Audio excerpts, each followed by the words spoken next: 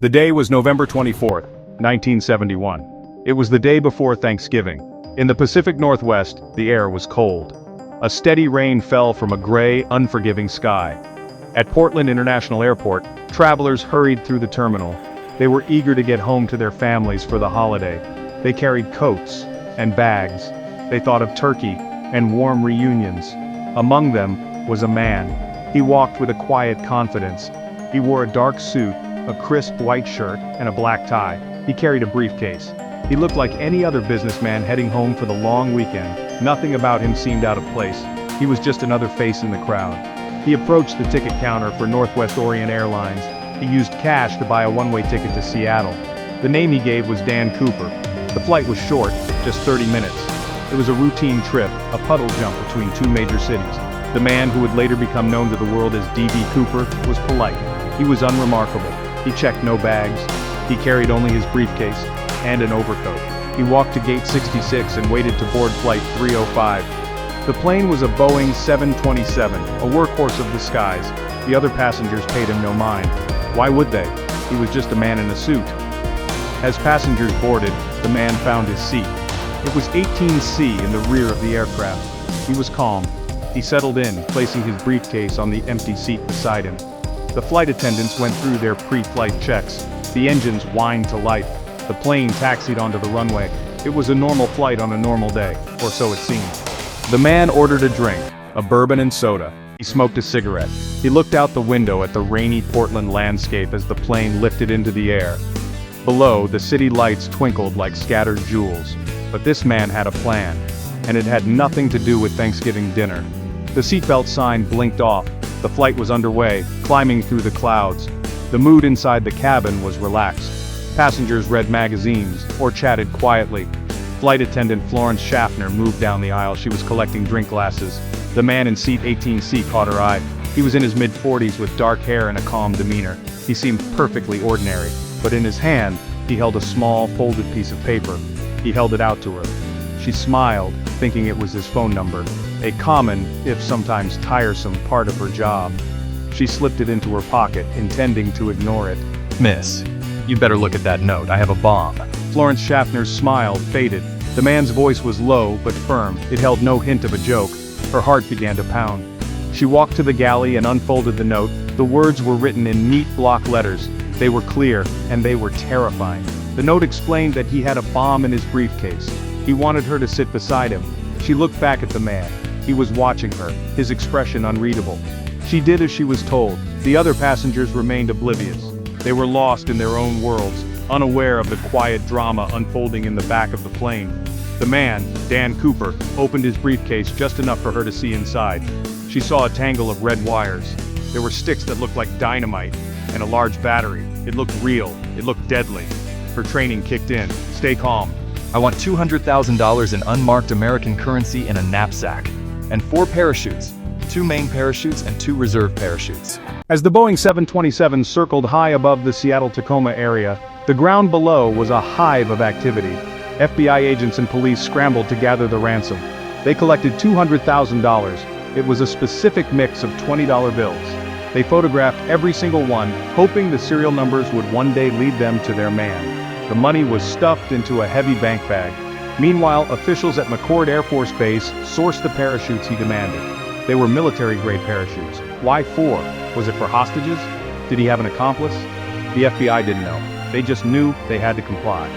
After nearly 2 hours of circling, the plane was cleared to land at Seattle-Tacoma International Airport. Captain Scott made an announcement. He told the passengers there was a minor mechanical issue. They would be delayed. It was a lie, of course. A necessary lie to prevent panic. The plane touched down just after 5:30 p.m. It taxied to a remote, brightly lit section of the airfield. Away from the main terminal, away from prying eyes. Cooper gave more instructions. He wanted the window shades in the cabin pulled down. He wanted the lights dimmed. He wanted to ensure no one on the ground could see what was happening inside. He was a master of control. An airline employee, dressed in civilian clothes, walked out to the plane. He carried the knapsack filled with cash. He carried the parachutes. The exchange was tense. The plane's aft stairs were lowered, a unique feature of the 727 that would soon become critical. The airline employee handed the items to flight attendant Tina Mucklow. She brought them aboard. Cooper inspected the money. He checked the parachutes. He seemed satisfied. He had what he wanted. Now, it was his turn to keep his end of the bargain. He calmly told the crew that the passengers could leave. The 36 passengers who had been sitting in the dark finally understood something was wrong. They filed off the plane, walking down the stairs and into the cold, rainy night. They were confused but safe. They were met by FBI agents and airport staff. They were whisked away for questioning. What did they see? Did they know the man? Most had barely noticed him. He was just a quiet man in a suit. On board the plane, Cooper kept a few crew members as his hostages: the pilot, the co-pilot, the flight engineer, one flight attendant. He had the money, he had the parachutes, but his plan was not over. The most daring part was yet to come. The plane was about to take off again, this time into darkness and into history. With the passengers safe on the ground, D.B. Cooper laid out the final phase of his plan. He instructed the cockpit crew to take off again. Their destination was Mexico City. The plane was to fly at a low altitude, no higher than 10,000 feet. The landing gear was to remain down. The wing flaps were to be set at 15 degrees. These were, honestly, pretty strange requests. They would slow the plane down significantly to a speed of about 200 miles per hour. It was not a normal way to fly a jetliner, but Cooper knew what he was doing. He was creating the perfect conditions for a parachute jump. The flight crew raised a concern. With those settings and that flight path, they wouldn't have enough fuel to make it to Mexico City. They would need to refuel. Cooper was agreeable. He was never agitated. He actually suggested they stop in Reno, Nevada. The pilots agreed. The plane, now much lighter, roared back into the night around 7:40 p.m. It headed south, towards Oregon. Inside the cabin, Cooper told the remaining flight attendant, Tina Mucklow, to go into the cockpit and stay there. He wanted to be alone. He was in the main cabin with his money, his parachutes. The last time anyone saw him, he was tying the money bag around his waist.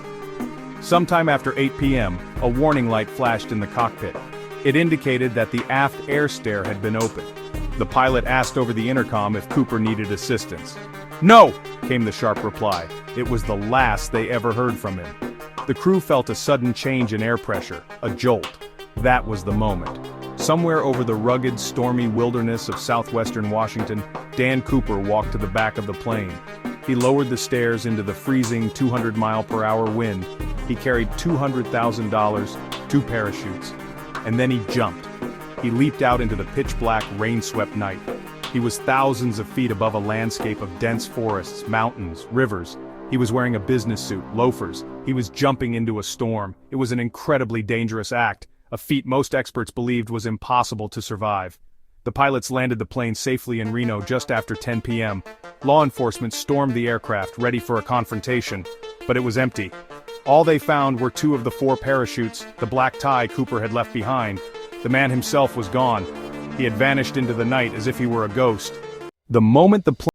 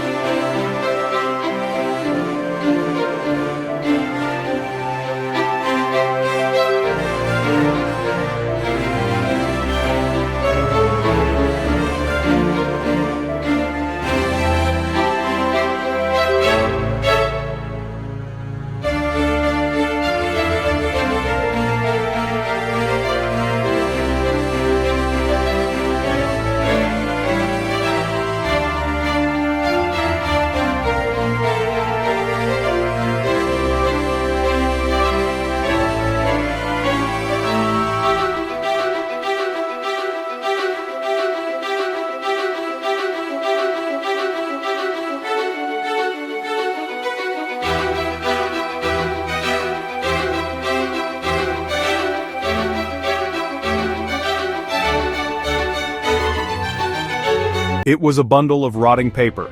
When he pulled it out, he found it was cash, 3 packets, $20 bills bound by rubber bands. The bills were waterlogged and decayed, but they were real. The FBI was called in immediately. They checked the serial numbers. It was a match. This was Cooper's money, a total of $5,800. The discovery electrified the investigation. It was the first solid piece of evidence found since the hijacking nearly a decade earlier, but it also raised more questions than it answered. How did the money get there? Did it wash down from the mountains? If so, where was the rest of it?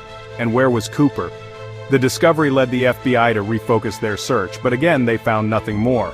The money was a tantalizing clue that led nowhere. Over the decades, the FBI investigated more than 1,000 suspects. A few stood out as compelling contenders. Richard McCoy Jr., Vietnam veteran, skilled parachutist. Just a few months after the Cooper hijacking, McCoy pulled off a nearly identical crime. Hijacked a plane, demanded $500,000, parachuted out over Utah. He was caught, convicted, later killed in a shootout with the FBI. The similarities were uncanny, but there were differences too. Another prominent suspect was Dwayne Weber. On his deathbed in 1995, he told his wife, "I am Dan Cooper." After he died, she began to research the case. She found many coincidences. The FBI took her claims seriously. They even tested a DNA sample from Cooper's tie against Weber's DNA. But it wasn't a match. Dozens of other men have been named as suspects over the years, each with a theory attached. But not one has ever been definitively proven to be the Skyjacker. In 2016, after 45 years of dead ends, the FBI officially closed the active investigation into the D.B. Cooper case. They had chased every lead, they had analyzed every clue. The file had grown enormous, a testament to decades of work, but the mystery remained unsolved.